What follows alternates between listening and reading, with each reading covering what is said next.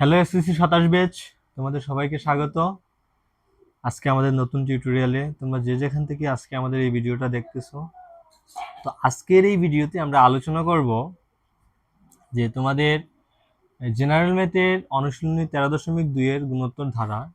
আজকের আমাদের আলোচ্য বিষয় হবে তোমাদের গুণোত্তর ধারার যে প্রধান দুইটা সূত্র, এগুলো হচ্ছে এনতম ধারার এনতম পদ আর হচ্ছে ধারার সমষ্টি নির্ণয়। তো এই দুইটা সূত্র নিয়ে আজকে আমরা আমাদের আলোচনাটা করব। তো ফার্স্টে দেখি আমরা ধারার এনতম পদ। তো ধারার এনতম পদ, আচ্ছা ফার্স্টে আমরা গুণোত্তর ধারাটা দেখি। গুণোত্তর ধারা বলতে কি বুঝি বা গুণোত্তর ধারা কাকে বোঝায়? গুণোত্তর ধারা বলতে আমরা কি বুঝি দেখি। তো গুণোত্তর ধারাটা হচ্ছে, চিন্তা করো আমার কাছে একটা ধারা দেয়া আছে। ধারাটা হচ্ছে এরকম যে মনে করো এই যে এখানে যে আমরা একটা উদাহরণ লিখছি, ধারাটাই নেই 64 প্লাস 32 প্লাস 16 প্লাস ব্লা আছে, ঠিক আছে। তো আমরা যখন আমাদের আগের ক্লাসটা করছিলাম সমান্তর ধারা নিয়ে, তো ধারাটা হচ্ছে দেখো এটা যে 64টা হচ্ছে কি ধারার প্রথম পদ। 64 ধারার প্রথম পদ, এ ইকুয়াল 64, আমরা এইভাবে লিখতে পারি এ ইকুয়াল 64। আর সমান্তর ধারা ছিল কি সাধারণ অন্তর ছিল, কিন্তু গুণোত্তর ধারার বেলা তোমার সাধারণ অনুপাত আসবে, যে ধারার প্রথম পদ এবং দ্বিতীয় পদের যে কোনো দুইটা পদের অনুপাত সবসময় সমান হবে। যে কোনো দুইটা পদ, মনে করো যে এই দুইটা পদ নিলাম আমি, এই দুইটা পদের অনুপাত যা হবে, এখানে যদি আরেকটা পদ নেই, মনে করো এইটার এই দুইটার অনুপাতও সেম হবে। আমরা দেখি একটু ট্রাই করে যে দ্বিতীয় পদ 32 ভাগ 64, তাহলে কি আসবে 1/2।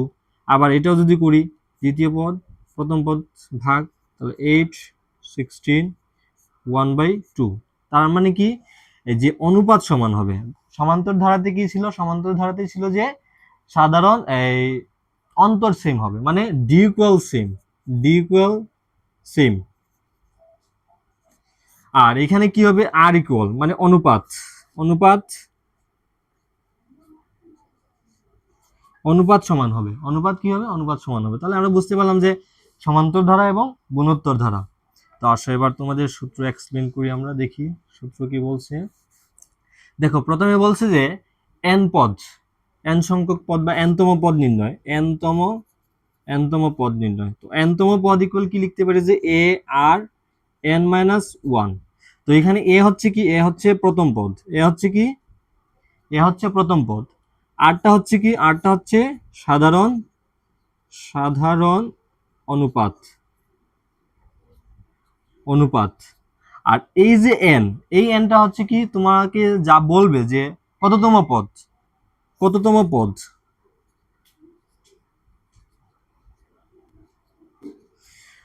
আর ওয়ানটা হচ্ছে, তো বুঝতেই পারতেছি।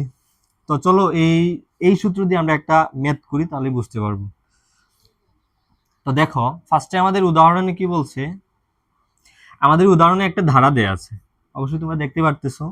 তো ধারাটা কি আছে? 64 প্লাস 32 একটা ধারা দেয়া আছে। এখন আমি জানি না এই ধারাটা কি হবে, সমান্তর ধারা না গুণোত্তর ধারা।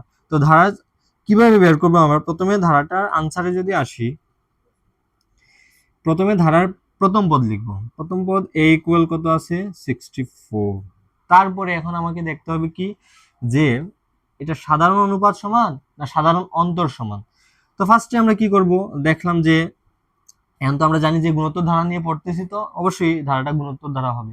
কিন্তু এইরকম যখন প্রশ্ন দেওয়া থাকবে সমান্তর প্রশ্ন তো উল্লেখ করে দেওয়া থাকবে যে সমান্তর ধারা না গুণোত্তর ধারা। তো আমরা যদি দেখি আর ইকুয়াল যদি এখানে বের করতে চাই, তাহলে কি হবে? দ্বিতীয় পদ ভাগ প্রথম পদ। দ্বিতীয় পদ কি আছে? 32 ভাগ প্রথম পদ 64, তাহলে কি আসবে? 1/2। এখন যদি আমরা লিখতে চাই, বলছে কি ধারার অষ্টম পদ নির্ণয় করো। কত পদ? অষ্টম পদ নির্ণয় করো।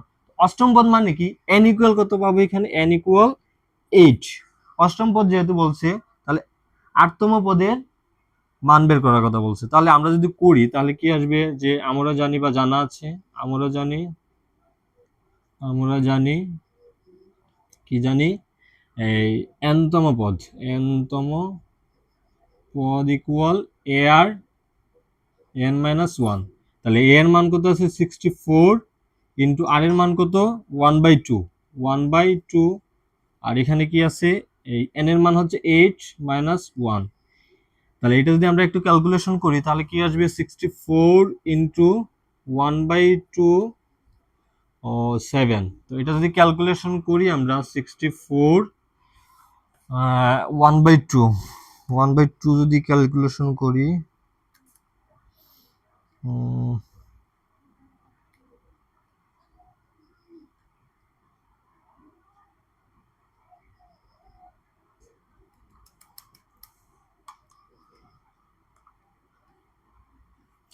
এটা আসবে 1128। আচ্ছা, এটা যেহেতু গুণ, উপরে গুণ আছে, তাহলে কি হবে 64 বাই 128। তাহলে কি আসবে 64 128 ভাগ 64। তাহলে আমরা দেখি একটু, আমরা যদি এই লেখাটা এখানে লিখি তাহলে কি আসবে 64 128 ভাগ 64 2। তাহলে কি আসবে এখানে, এইটার আনসার হবে এরকম, যে এটা যদি সরাসরি লিখি তাহলে কি আসবে দেখো 64 128 ইকুয়াল 1/2। এটাই হচ্ছে আমার আনসার। অষ্টম পদ কত হবে 1/2। অষ্টম পদ কত হবে 1/2। আচ্ছা, তাহলে আমরা বুঝতে পারলাম যে ধারাটির অষ্টম পদ কত। অষ্টম পদ হচ্ছে 1/2। আসো, আমাদের সেকেন্ড প্রশ্ন কি বলছে, ধারাটির সমষ্টি কত। এটা মুছে ফেলি। বলছে যে ধারাটির সমষ্টি কত। তো দেখো, সমষ্টি নির্ণয়ের জন্য আমাদের দুইটা সূত্র আছে। তো প্রথমে কি দেখো, প্রথম সূত্রটা হচ্ছে Sn ইকুয়াল এ আর এন মাইনাস ওয়ান আর মাইনাস ওয়ান। এটা কখন, এটা হচ্ছে যখন আমার আর কার থেকে বড় হবে, ওয়ানের থেকে বড় হবে। যখন কি হবে, সাধারণ অনুপাতটা ওয়ানের থেকে বড় হবে, তখন হবে এই সূত্র আমরা ইউজ করব। আর যখন সাধারণ অনুপাত থেকে, এই যে সাধারণ অনুপাত থেকে যদি ওয়ান বড় হয়, তাহলে জাস্ট একটা চেঞ্জ হবে, ওয়ানটা সামনে চলে আসবে, ওয়ান মাইনাস আর এখানে চেঞ্জ হবে কি, এখানে চেঞ্জ হবে যে one minus r to the power n, এই জায়গাটা চেঞ্জ হবে। তাহলে আমরা দেখি আমাদের ধারার প্রথম পদ আছে কি ধারার প্রথম পদটা আছে কি এ ইকুয়াল 64, আর ইকুয়াল কি পাইছিলাম 1/2। তাহলে 1/2 কি ওয়ানের থেকে বড় না ছোট, একটু বলো তো সবাই। তাহলে 1/2 হচ্ছে ওয়ানের থেকে অবভিয়াস ছোট, ওয়ানের থেকে কি ছোট। তাহলে কি আর থেকে কি ওয়ান বড় না, তাহলে আর এর থেকে যদি ওয়ান বড় হয় তাহলে কি কোন সূত্র আমরা ইউজ করব, এই সূত্রটা ইউজ করব। তাহলে আমরা লিখতে পারি যে আমরা জানি Sn equal a into one minus r n one minus r to the power n. আচ্ছা, এখন যদি আমি এটা বসাই মানগুলা, তাহলে কি আসবে, উপরে লিখি মানগুলো যদি আমি বসাই তাহলে কি আসবে, এর মান কত আছে 64 ওয়ান মাইনাস ওয়ান বাই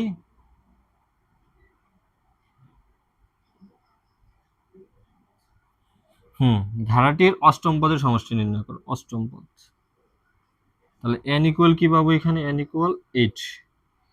তাহলে কি আছে 1/2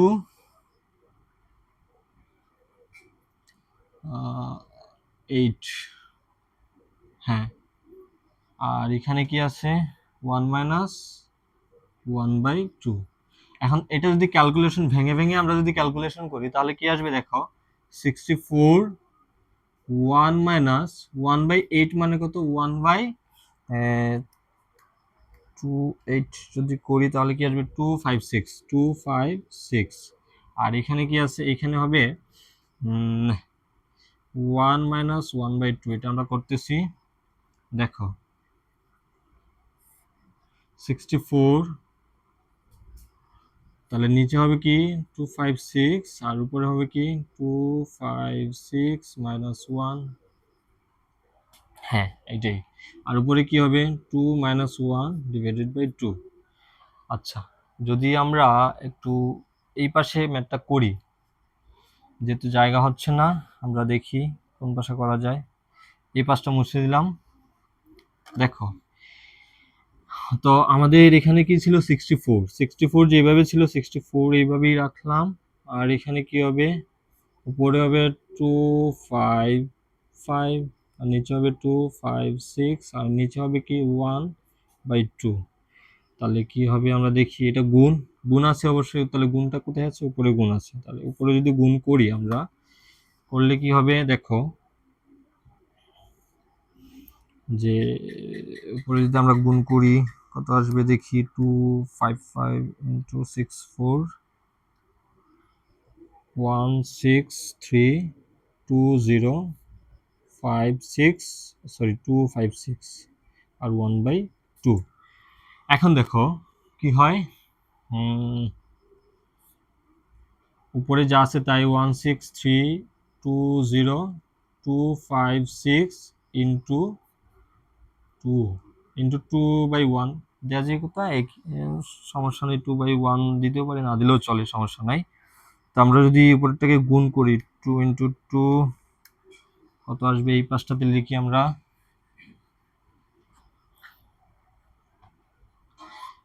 32640, আর নিচে কি আছে 256। এখন যদি ভাগ করি আমরা, এটাকে ভাগ করলে কি আসবে, 256,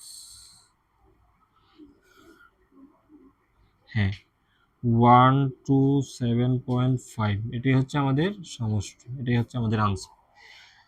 তো আমরা বুঝতে পারলাম যে কিভাবে ধারার এই n-তম পদ নির্ণয় করতে হয় এবং কিভাবে ধারার n-তম পদের সমষ্টি নির্ণয় করতে হয়। তো আজকে এতটুকুই। তো আমরা নেক্সট কোন ক্লাসে আমরা আরো বিশদভাবে সৃজনশীল বা আরো নেক্সট তোমাদের অধ্যায় অনুশীলনের ম্যাথগুলো করা ট্রাই করব। ঠিক আছে, সবাইকে ধন্যবাদ।